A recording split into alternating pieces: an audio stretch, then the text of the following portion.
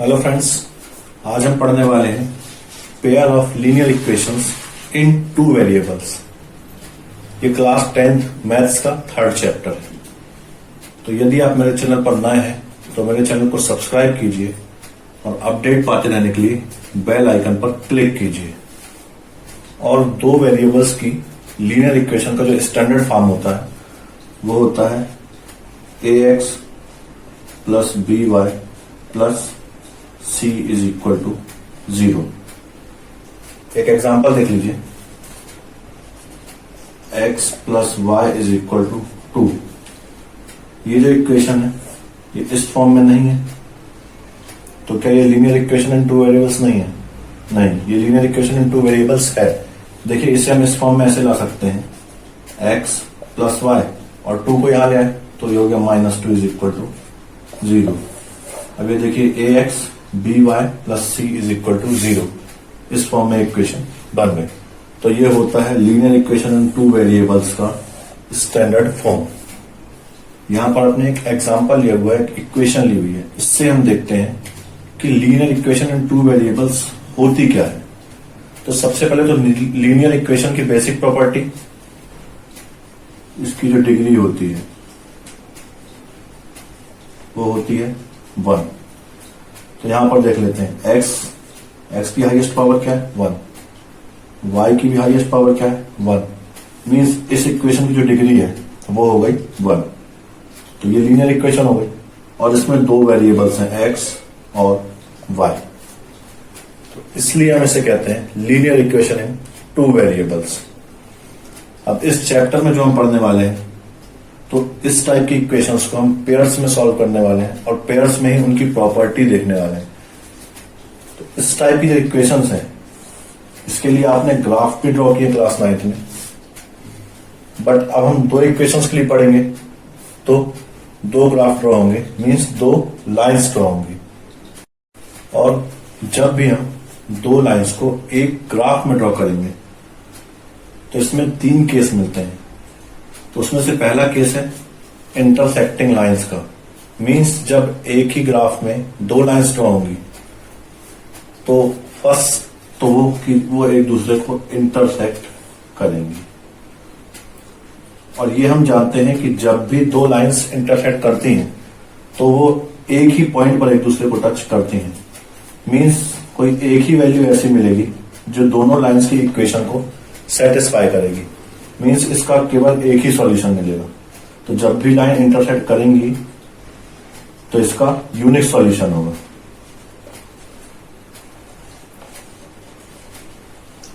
Unique solution, या फिर ये कह सकते हैं कि एग्जैक्ट वन सॉल्यूशन होगा। तो ये तो हो गया फर्स्ट केस। अब देखते हैं हम सेकंड केस। सेकंड केस ये हो सकता है कि लाइंस जो है वो एक दूसरे को कोइंसाइड करें, मींस एक दूसरे के ऊपर हों। सपोज करिए ये एक लाइन है A और इसी के ऊपर एक और लाइन बना दी B।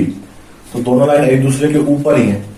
तो ऐसे बहुत सारे पॉइंट मिलेंगे जहां पर ये एक दूसरे को टच करेंगे। मींस हम काउंट नहीं कर सकते। मींस इनफाइनाइट ऐसे पॉइंट्स मिलेंगे जहां पर ये एक दूसरे को इंटरसेक्ट करेंगी या टच करेंगी। तो जब भी लाइन को इंसाइड करेगी तो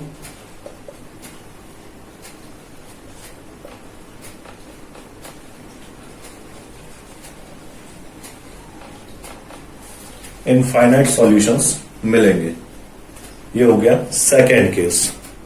और थर्ड और लास्ट केस हो गया पैरेलल लाइंस वाला। जब लाइन ए और लाइन बी दोनों एक दूसरे के पैरेलल होंगी। पैरेलल लाइन वो जो एक दूसरे को कभी भी इंटरसेक्ट नहीं करती या किसी भी पॉइंट पर एक दूसरे को टच नहीं करती। किसी भी पॉइंट पर एक दूसरे को टच नहीं करेंगी, मींस एक भी सॉल्यूशन नहीं मिलेगा। तो जब भी लाइंस पैरेलल होंगी तो क्या होगा? No solution.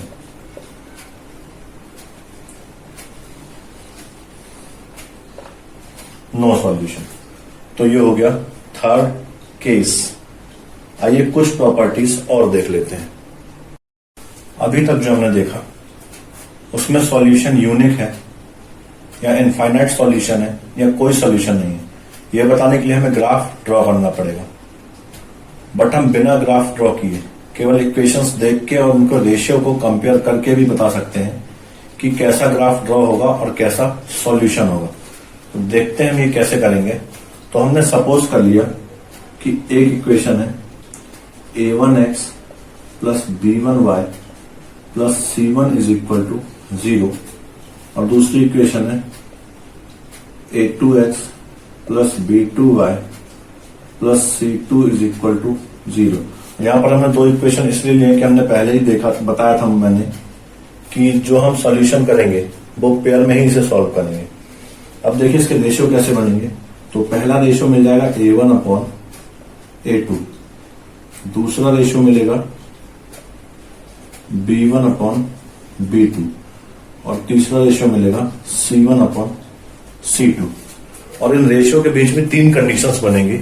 वो कंडीशंस कैसे बनेंगे, उनकी कौन सा सॉल्यूशन होगा और किस टाइप का ग्राफ ड्रॉ होगा ये देख लेते हैं। तो पहली कंडीशन में हो सकता है a1 upon a2 not equal to b1 upon b2। और इस कंडीशन में ध्यान रखिएगा जो ग्राफ होगा मीन जो लाइंस होंगी वो बनेंगी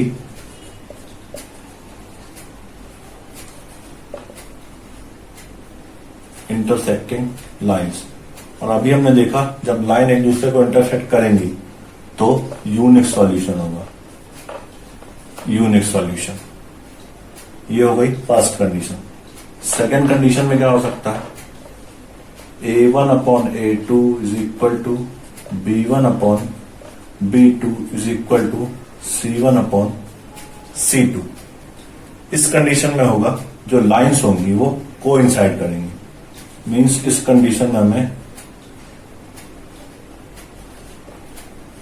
कोइंसिडेंट लाइंस मिलेंगी। और कोइंसिडेंट लाइन मीन्स बहुत सारे पॉइंट्स पर टच करेंगी, और बहुत सारे पॉइंट पर टच करेंगे मीन्स इनफाइनाइट सॉल्यूशंस होंगे। और थर्ड एंड लास्ट कंडीशन ये हो सकती है कि a1 upon a2 is equal to b1 upon b2 not equal to c1 upon c2। इस कंडीशन में जो लाइंस होगी अब एक ही बची, इंटरसेक्टिंग हो गई, कोइंसिडेंट हो गई, mean parallel lines, parallel lines. और इस कंडीशन में कौन सा सॉल्यूशन होगा, नो सॉल्यूशन, नो सॉल्यूशन।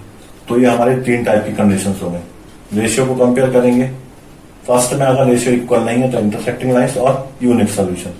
अगर सारे रेशियो इक्वल है तो कोइंसिडेंट लाइन और infinite solution. a1 upon a2 is equal to b1 upon b2 not equal to c1 upon c2 है तो पैरेलल लाइंस, और इस कंडीशन में कोई भी सॉल्यूशन नहीं मिलेगा। तो चलिए इसी से रिलेटेड एक क्वेश्चन देख लेते हैं। तो हमें क्वेश्चन दिया है x plus 3y is equal to 6 और 2x minus 3y is equal to 12। तो सबसे पहले जैसे हम ax plus by plus c के फॉर्म में लाते हैं, मीन 6 और 12 को इस तरफ ले आते हैं।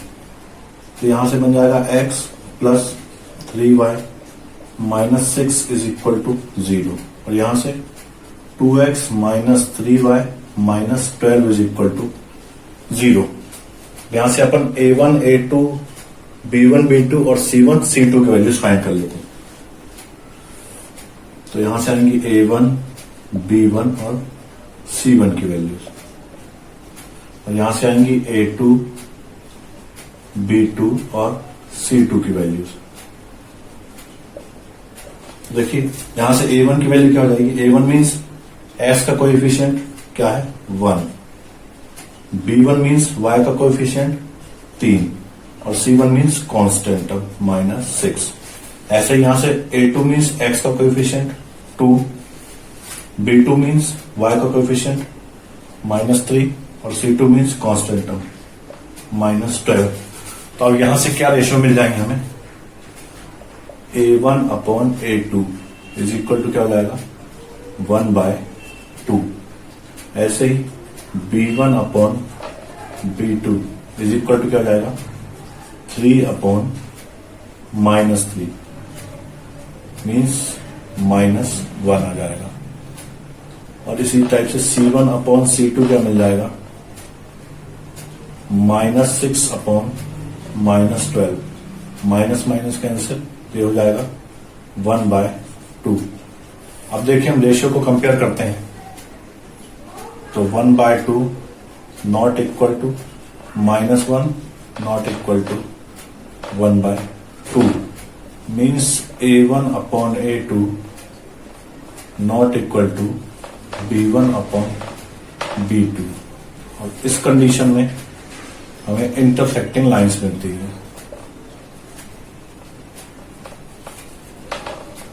इंटरसेक्टिंग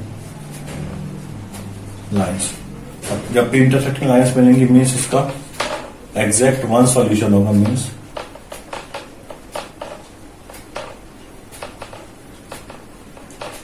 यूनिक सॉल्यूशन होगा।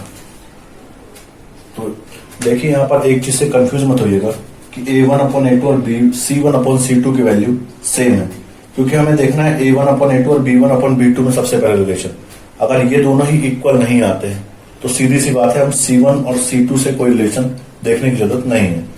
देखिए हमने यहाँ पर देखा था A1 अपॉन A2 और B1 अपॉन B2 का रिलेशन कि A1 upon A2 not equal to B1 upon B2, और ये नॉट इक्वल हो गया मीन्स इंटरसेक्टिंग लाइंस हो गई। अब हमें C वाला रिलेशन देखने की जरूरत नहीं है। तो बस इस क्वेश्चन में इतना ही करना है और ये क्वेश्चन बहुत इजीली आपसे सॉल्व हो जाएगा। बस आपको करना ये है कि जो भी मैंने रिलेशन अभी आपको बताया है वो आपको याद रखने हैं।